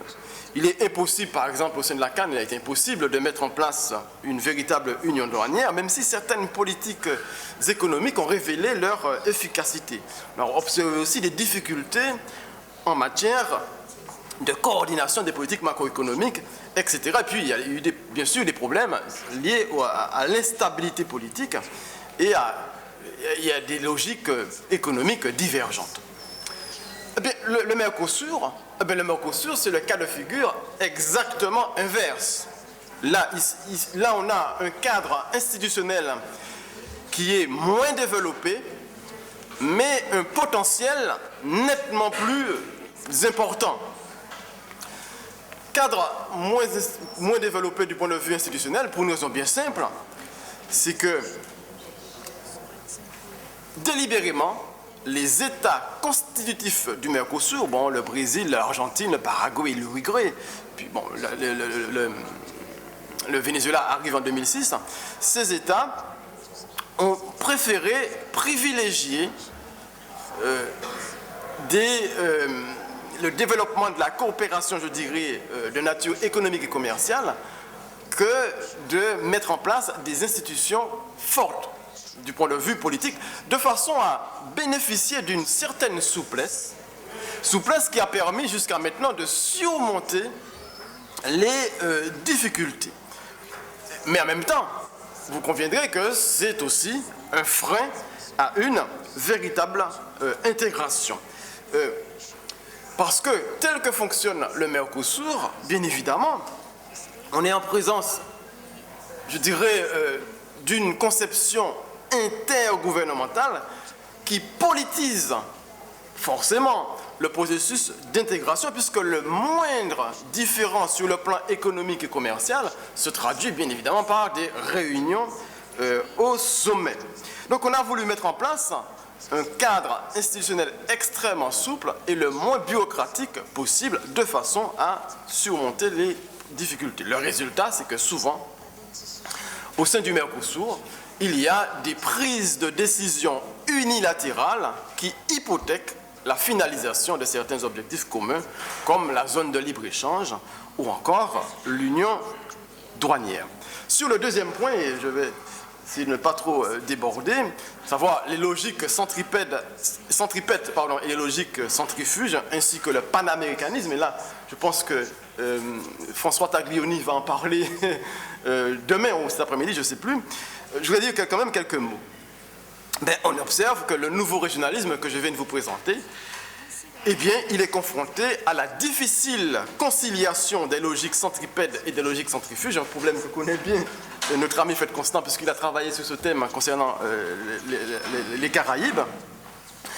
On sait par exemple que la CAN est en train d'évoluer avec le retrait du Venezuela, qui a adhéré au Mercosur, même si on sent que du côté du Brésil, il y a quelques réticences face à l'adhésion du Venezuela.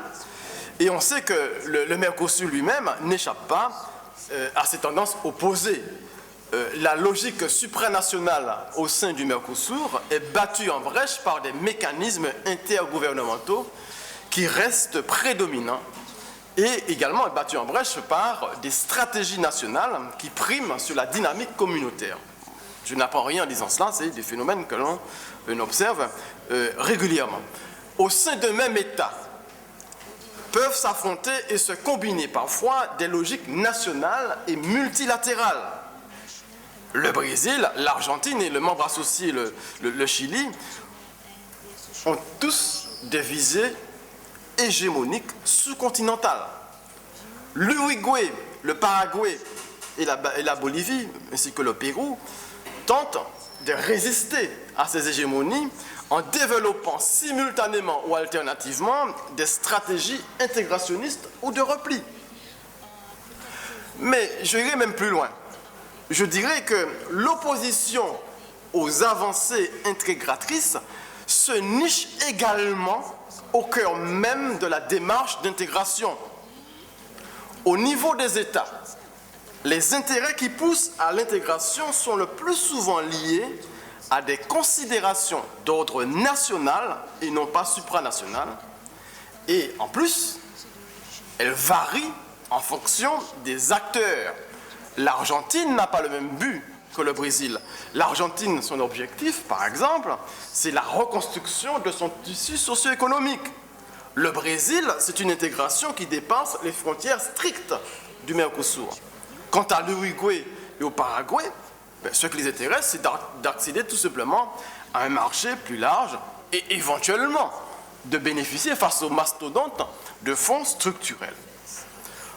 En réalité, quand on observe la situation, eh bien, on voit qu'on conjugue, qu'on marie systématiquement amitié et rivalité, compétition loyale, mais le nationalisme affleure très rapidement.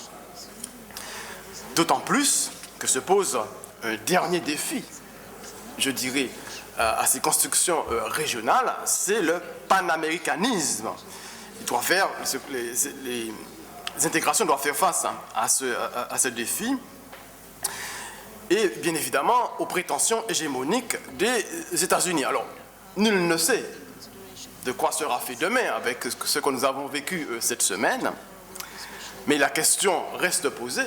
S'agit-il d'une complémentarité ou d'une concurrence par rapport aux intégrations régionales? On sait que jusqu'à nouvel ordre, pour les États-Unis, tout projet d'intégration devait répondre aux attentes de la mornée zone de libre-échange des Amériques et que les États-Unis ont pendant longtemps à peine caché leur volonté d'affaiblir le Mercosur et ont toujours cherché à multiplier des traités de libre commerce avec les autres pays de la région, le Chili, le Pérou, la Colombie, etc. Et puis les choses ne sont pas peut-être aussi simples que cela d'ailleurs, puisqu'il faut tenir compte de la volonté de résistance du Mercosur et de la stratégie latino-américaine de l'Union européenne. On sait que l'Union européenne développe une stratégie porteuse d'effets, je dirais, catalyseurs, et qui vise précisément à rééquilibrer les rapports de force au niveau de l'économie mondiale. Tout ça pour vous dire que là, on est dans un espace extrêmement complexe, l'espace latino-américain, qu'il y a plusieurs structures qui existent, certaines d'ailleurs typiquement politiques, qui viennent se superposer aux autres. Je n'ai même pas eu le temps de vous parler de l'ALBA, pour le moment c'est une coquille vide. Hein. L'ALBA, c'est l'Alliance bolivarienne, hein, imaginée par le président Hugo Chavez.